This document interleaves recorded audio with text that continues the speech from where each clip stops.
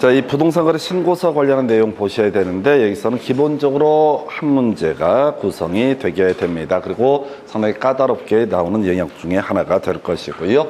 제일 먼저 나와 있는 주제가 부동산 거래계약 신고서의 내용이라고 하는 것이 이슈가 되게 됩니다. 그래서 얘는 이제 비교해서 봐야 되죠. 확인 설명서에 주로 이제 기본사항 얘기하고요.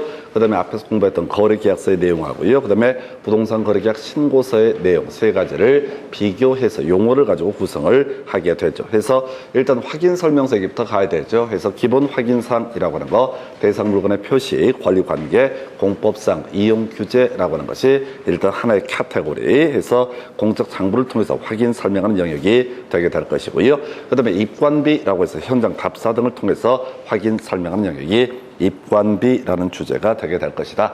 그 다음에 이제 거래 예정 금액이라고 하는 것, 그 다음에 돈 얘기로서 취득 시 부담할 조세 종류와 세율해서 자 일단 확인 설명서에서는요 중개가 완성되기 전이기 때문에 권리를 취득하고자 하는 자에게 거래 예정 금액이라고 하는 것을 어떻다 표시를 해야 될 것이고요.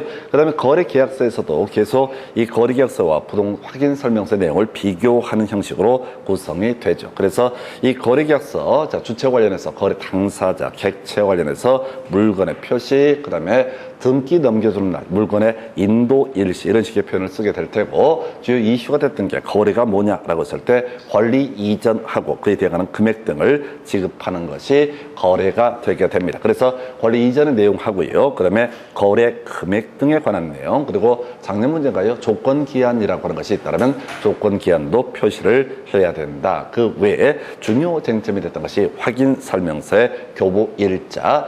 자, 개업 공인중개사가 거래계약서를 작성 교부를 하게 됩니다. 그러면 개업 공인중개사는 그 거래계약서를 작성한 날짜, 그 날짜가 바로 확인 설명서의 교부 일자가 될 텐데 바로 거래계약서의 확인 설명서의 교부 일자라고 하는 것도 어떻다 표시를 해야 된다. 이게 이제 중요 이슈였죠. 그래서 주요 이슈 권리 이전 거래 금액의 조건 기한이라고 하는 거, 그리고 또 하나 이슈가 되는 게 확인 설명서의 교부 일자라고 하는 거, 요렇게 네 가지 권리 이전 거래 금액, 그다음에 조건 기한, 확인 설명서의 교부 일자 외우셔야 됩니다. 머리가 폼이 아니야. 그래서 요 정도는 속달을 해 두셔야 됩니다. 그래서 이게 앞에서 이제 거래계약서 작성할 때 제일 까다롭게 나왔던 것이 이 주제가 됐었고, 다만 이제 부동산 거래 신고서 같은 경우는 자 앞에서 지금 확인 설명서 할 때는 거래 예정 금액, 그다음에 거래 계약서에는 거래 금액, 그 다음에 이제 부동산 거래 신고제는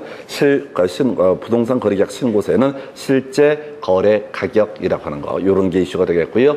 또 중요 쟁점으로 제일 마지막에 나와 있는 거죠. 개공이 신고를 하는 경우에는 개공의 인적사항이라고 하는 것도 또 다 개공의 인적사항도 바로 부동산 거래 계약 신고서에 입력을 해야 된다. 그래서 일단 공부를 해 갈 때 기본 뼈대 자체가 뭐가 있었지요? 조건 기한도 이슈가 된다고 그랬었고, 확인 설명서가 가장 기본이 되게 됩니다. 그 다음에 확인 설명서와 대응해서 거래 계약서의 내용이라고 하는 거 하나의 이슈가 되게 될 것이고요. 그리고 나서 조금 출제비 는 떨어지면 부동산 거래계약 신고서에서 이 부동산 거래계약 신고서는 조건 기한 얘기하고요. 인적 사항이라는 게 아마도 주요 이슈가 될 겁니다. 어차피 체계상 부동산 거래계약 신고서 라고 하는 것은 실제 거래 가격이라고 하는 거, 요게 논의의 대상이 되기 때문에 그렇다 해서 신고서의 내용 등에 관한 주제 외우셔야 돼요. 그래서 자 이렇게 해서 이제 부동산 거래계약 신고서의 내용을 보셨어. 자 그래서 다시 실제 거래 가격은 개나 소나 다 할 테고, 조건 기한 이게 어려워. 조건 기한이 어렵고, 그 다음에 개공의 인적사항. 자, 주의하실 게 거래 당사자가 부동산 거래 신고를 하는 경우에는 개공의 인적사항은 표시하지 않는다. 지금까지 나왔던 문제 제일 짜증났던 문제가 거래 당사자가 부동산 거래 신고를 하는 경우 부동산 거래 신고서에 포함될 내용으로 틀린 것을 고르시오 라고 해서 개공의 인적사항이라고 하는 거에서 개공이 거래 계약서를 작성 교부한 경우에는 개공의 인적사항이 문제가 되겠지만은 거래 당사자끼리 매매 계약 등을 체결했을 때는 당연히 개공이 없기 때문에 개공의 인적사항이라는 것은 신고서의 내용이 되지 아니한다라고 하는 거에서 자 요게 자 지금 하나의 쟁점으로 구성을 하고 있다라고 해서 좀 어렵습니다. 자, 근데 이제 앞서 해왔던 것처럼 확인 설명서부터 하나하나 체크를 해 가게 되면은 될 것 같고요. 자, 그 다음에 이제 무조건 한 문제 구성되는 것이 신고서의 작성 방법이라고 하는 주제가 100% 한 문제가 구성이 됩니다. 그래서 100% 한 문제가 나오다 보니까 오히려 좀 까다로운 면도 없잖아 있어요. 그래서 쉬운 건 쉽게 대충 가시고요. 그 다음에 어려운 거 위주로 이건 준비를 하셔야 돼서, 자, 부동산 거래 신고서 거래 당사자, 매도인, 매수인의 인적 사항 등을 표시를 하게 될 텐데, 만약에 공유다 그러면 당연히 어떻다? 지분 비율을 표시해야 된다 해서 우리가 민법 공부하실 때 공동 소유 중에서 지분이 등기부에 표시가 되는 것을 공유라고 불렀었고요. 그 다음에 이에 대응해서, 자, 지금 지분이 표시되지 않는 것을 합유라고 이렇게 얘기를 하죠. 그래서 지금 이제 합유 얘기하면 맨날 이제 등기법 생각하셔야 됩니다. 그래서 민법상 조합이라고 하는 거, 민법상 조합이라고 하는 거, 얘는 이제 민법상 조합의 경우에는 등기부에 이름을 올릴 수가 없다. 뭐 이런 것들이 주요 이슈가 됐던 바가 있었고요. 자, 외국인이 부동산 거래를 했다라고 하면은 국적하고요, 매수 용도 등을 기재를 해야 된다. 이런 것들은 나와도 다 답이 아니야. 그냥 깔아주는 지문이야. 기승전결의 기에 해당되기 때문에 이런 것을 가지고는 답을 구성하지 않습니다. 입주 여부라든가 자금 조달이 어려우니까 패스. 요건 이제 정리는 해놨지만 쫓아가려고 하면 안 돼 해서 아직은 답이 되는 주제가 아니고, 이 외에도 중간에 잘 모를 얘기들 나오면 절대 쫓아가시면 안 돼. 그래서 지금 이것도 다 못 외워가지고 버벅이 있는데, 여기다가 중간에 부동산 거래 신고서 내용을 다 외우려고 욕심을 부리시면 안 됩니다. 그 다음에 이제 거래 대상 부동산 등이라고 해서, 자, 거기 거래 금액란이라고 하는 것이 있는데, 점점점, 자, 각각의 부동산별 거래 금액을 적는다 해서 포인트는 뭐야? 부가가치세 제외라고 하는 거. 그래서 앞에서 우리 확인 설명서 거래 예정 금액 등 할 때, 중개 보수 얘기할 때도 항상 부가가치세 제외라고 되어 있습니다. 오늘 이제 부가가치세 하나를 똑 따서 외우게 되는데, 잘 모르면 다 뭐가 된다? 부가가치세는 제외가 되게 된다. 이렇게 봐야겠고요. 자, 제일 쉽게 구성하는 패턴 중에 하나가 집합 건축물의 경우 어떻다? 바로 전용 면적을 적게 된다라고 하는 거. 이렇게 보라고요. 집합 건축물의 경우 어떻다? 면적 관련해서 전용 면적을 적게 된다. 뒤에 그 밖의 건축물 이런 거 보시면 안 돼. 이제 장난칠 때 그 밖의 건축물은 연면적 이렇게 하지 않고 틀리게 구성하면 집합 건축물 연면적을 적는다. 이런 식으로 이제 틀리게 구성하거든요. 그래서 쟁점 자체가 그 밖의 건축물은 시험 지문에 안 나올 때도 있고 나올 때도 있는데, 어느 쪽이 됐든 간에 걔는 답이 안 돼. 왜? 그 밖의 건축물의 말 자체가 우리가 이제 의미상은 이해할 수 있지만은 시험용으로는 적절치가 않습니다. 그래서 첫 번째 출제 포인트, 가장 쉽게 구성할 때 집합 건축물의 경우 어떻다? 전용 면적을 적는다라고 하는 거예요. 그래서 나머지 앞에 있는 내용들은 들어보시고 그런가 보다 하고 넘어가시면 되겠고, 일단 답이 되는 주제, 제일 쉬운 문제가 집합 건축물의 매매 계약 등에 있어서는 부동산 거래 신고를 할 때 전용 면적을 적는다라고 할 것. 그 다음에 이제 분양권, 입주권 매매가 문제가 되게 될 텐데, 분양권이라고 하는 것은 분양 금액을 적는다 해서 앞에서 그런 거 있었잖아요. 공급 계약도 어떻다? 부동산 거래 신고의 대상이 되게 된다. 이런 내용이 있었고요. 분양권도 매매를 할 수가 있습니다. 뭐 그때 분양 금액은 쟁점 안 되고요.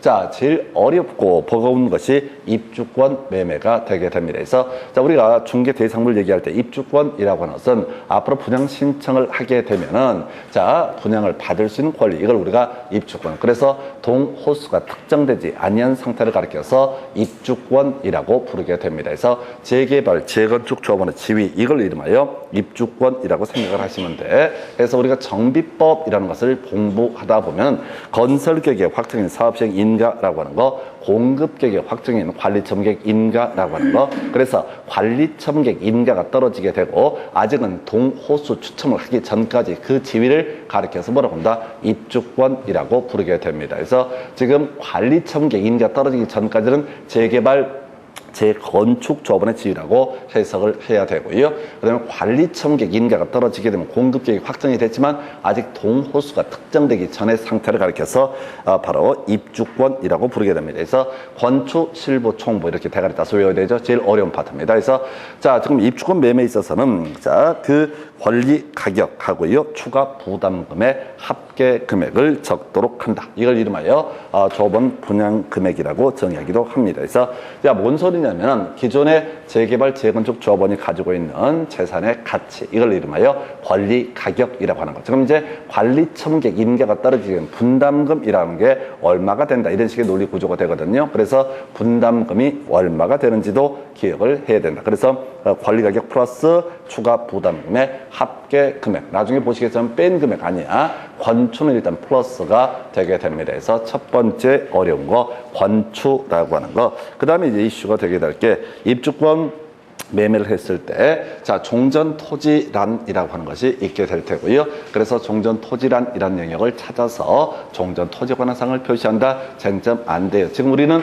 분양권 얘기를 하는 게 아니라 입주권 얘기만 하고 있고요. 첫 번째 진짜 어려운 게 권추라고 하는 거, 이제 플러스가 될 테고요. 실부라고는 나와 있죠. 그래서 부동산 거래, 입주권 매매를 했을 때, 자, 실제 거래 금액란이라는 것을 찾아서 실제 거래 가격에서 부담금을 제외한 금액을 적도록 한다라고 해서 실부라고 하는 거 이렇게 외우셨고요. 그 다음에 이제 총 실제 거래 가격 이런 개념까지 가서 묶어서 이제 가야 되는데, 총 실제 거래 가격 이런 표현 나오게 되면은 어떻다? 부가가치세를 포함한 금액. 해서 봐봐요. 부가가치세를 포함한 금액 앞에 뭐가 있어? 총 실제 거래 가격 이런 표현 나와 있죠. 그래서 앞을 읽지 말라고, 이걸 해석해봤자 설명을 해봤자 뭔 소리인지 모르니까. 그래서 자, 총 실제 거래 가격 이런 표현 나오면 어떻다? 부가가치세를 포함한 금액을 적는다 해서 이게 그렇게 중요하고 거의 시험 문제에 도배해버리고, 그 다음에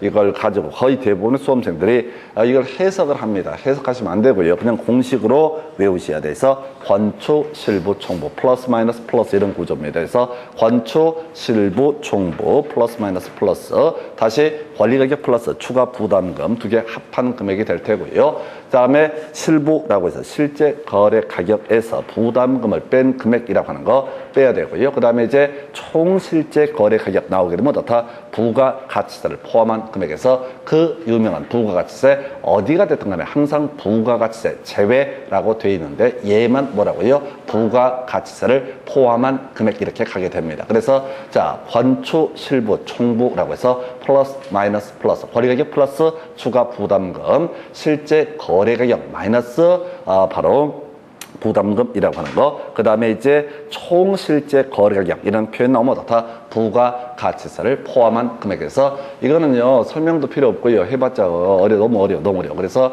그냥 여기서 도배해버립니다. 권추, 실부, 총부 외워야 된다고. 권추, 실부, 이게 이제 입주권 매매와 관련되어 있고, 그 다음에 부가가치세와 관련되어 있는 개념이 바로 총 실제 거래 가격이라고 하는 거, 총 실제 거래 가격이라고 하는 거, 총 실제 거래 가격 이런 표현 나오면 어떻다? 부가가치세를 더한 금액 이렇게 가게 되죠. 그래서 권추, 실부, 총부라고 하는 거, 권추, 실부, 총부라고 하는 거, 권추, 실부, 총부. 이거 틀리면 나가 죽어버려야 돼요. 왜? 아예 대놓고 출제합니다. 그리고 이게 그렇게 어려워. 여기다가 말도 안 되는 말을 막 소설을 써버리거든요. 그러니까 약간 더하거나 빼거나 이렇게만 내줘도 차라리 나은데, 얘는 그냥 말도 안 되는 소리를 마구잡이로 막 써버립니다. 그러면 수험생들을 아주 작살납니다. 이게 뭔 소리가 싶어가지고. 해서 공식이야. 권추, 실부, 총부라고 하는 거, 권추, 실부, 총부라고 하는 거, 권추, 실부, 총부, 플러스 마이너스 플러스. 그럼 앞으로 이제 플러스 마이너스 이거 갖고도 장난을 칠 수가 있어요. 그래서 플러스 마이너스 플러스에서 권추, 실부, 총부에서 제일 어려운 주제가 이 파트가 되겠습니다. 그래서 권추, 실부, 총부 해서 권리가격 플러스 추가 부담금, 실제 거래가격 마이너스 부담금, 그 다음에 총 실제 거래가격 플러스 부가가치세라고 하는 거에서 이렇게 보셨어요. 나머지 조건기한, 요게 이제 최근에 한번 문제 구성이 됐었죠. 그래서 앞에서 거래계약서도 조건기한 있으면 어떻다? 조건기한을 적는다. 그 다음에 이제 얘도 조건기한이 있으면 부동산 거래 신고할 때 계약서 내용에 조건 등이 있게 되면, 기한이 있게 되면 어떻다? 그 내용도 적도록 한다. 그 다음에 이제 또 하나의 쟁점, 개공의 인적 인적사항이라고 하는 것이 하나의 쟁점이 되죠. 자, 이 개공의 인적사항은 이미 지적해 드린 것처럼 그렇게 설명을 드렸습니다. 개공의 인적사항이라는 것은 개공이 거래계약서를 작성 교부했다는 전제 하에서도 다 개공의 인적사항이라는 것을 바로 적도록 한다라고 하는 거예요. 그래서 만약에 거래 당사자가 부동산 거래 신고 등을 한 사안이다라고 하면 어떻다? 이때는 개공의 인적사항은 전혀 문제가 되지 않는다라고 하는 거예요. 자, 그래서 지금 나머지 내용들은 자, 일단은 주요 이슈. 자, 나머지는 틀리게 나오든 맞게 나오든 답을 뽑는 주제는 아니었었고요. 제일 쉬웠던 게 집합 건축물에 있어서 전용 면적, 그리고 세트로 가야 되죠. 입주권 매매에서 건축 실부, 그다음 뒤에서 총 실제 거래 가격 이런 용어가 나오게 되면 부가가치세를 포함한 금액 이렇게 가게 됩니다. 조건 기한 겁나 길게 해서 작년에 한번 구성이 됐었는데 뒤쪽을 보셔야 돼. 앞으로 문장 시험 보실 때 그 습관 하나만 바꾸시면 됩니다. 앞을 보지 말고 뒤를 보는 훈련. 진짜 그거 고치기 어렵습니다. 그 습관을 고치기 어려운데 제발 실력 없으니까 여러분들 몇 달 공부해갖고 이게 실력이 쌓이기를 기대하는 건 가소로는 작태입니다. 절대 불가능합니다. 양이 방대하기 때문에 외울 수도 없고 정리도 안 돼요. 그런데 시험만 보면 그냥 최선을 다해서 문제를 풀려고 그래. 웃기지도 않는 작태들입니다. 그래서 결국은 뒤를 보는 훈련을 하게 되면 이게 풀 수가 있어요. 조건 기한 같은 경우도 작년 문제에서 뭐라고 길게 이러이러한 조건을 붙인 경우 자, 끄트머리 조건을 적는다. 이런 식으로 해서 마지막 조건을 적는다. 이것만 이제 기억하면은 쉽게 문제를 풀어가는 거고 그 조건의 내용을 갖고 읽어버리면 얘기가 뭔 말인지 감을 못 잡기 때문에 손을 댈 수가 없다라고 해서 요 정도가 부동산 거래 신고. 자, 정리하겠습니다. 그래서 여기는 무조건 거래계약서의 작성 방법이라고 하는 신고서의 작성 방법 요거 하나 100% 출제가 되고요. 그 다음에 가끔 바로 부동산 거래계약 신고서의 내용을 물어보는 경우가 있다. 그래서 실제 거래 가격 이게 이제 실거래가 신고제에 관련한 부분이 되게 되겠고요. 그 다음에 이제 조건 또는 기한이라고 하는 거. 그 다음에 이제 개공의 인적사항이라고 하는 거. 개공의 인적사항은 개공이 거래계약서를 작성 교부했을 때만 이 사람에게 신고 의무가 있고 개공이 신고를 하는 경우에 개공의 인적사항 등을 적도록 한다라고 하는 거. 일단 최대 3가지. 그 다음 두 번째 부동산 거래계약 신고서의 작성 방법이라고 해서 집합 건축물의 경우도 다 전용 면적을 적게 된다. 분양권 분양금액이고요. 제일 어려웠던 것이 입주권 매매. 2가지 이슈 건축 실부라고 해서 관리가격 플러스 추가 부담금. 두 번째 실제 거래가격 마이너스 부담금이라고 하는 거. 그 다음에 전체를 묶어서 총 실제 거래 가격이라는 표현만 나오게 되면 부가가치세 포함해서 플러스 마이너스 플러스 이런 구조로 돼 있었고요. 그 다음에 개공의 인적사항 등 있게 됩니다. 그 외 서명 또는 날인 아직 큰 쟁점되지 않습니다. 서명 또는 날인에서 서명 및 날인을 해야 되는 게 확인 설명서 거래 계약서 요 2개만 어떻다 서명 및 날인 전혀 쟁점 안 됩니다. 이런 것들은. 근데 이제 수험생이 너무 진지하게 들어가서 그래. 자, 우리 전속 중개 계약서도 서명 또는 날인 어디든 다 서명 또는 날인. 근데 거래 계약서 확인 설명서만 어떻다 서명 및 날인이라고 정의를 하게 됩니다. 그래서 이 정도가 부동산 거래 신고 두 번째 취업되고요. 잠시 끌었다가 토지 거래 허가제 체크합니다.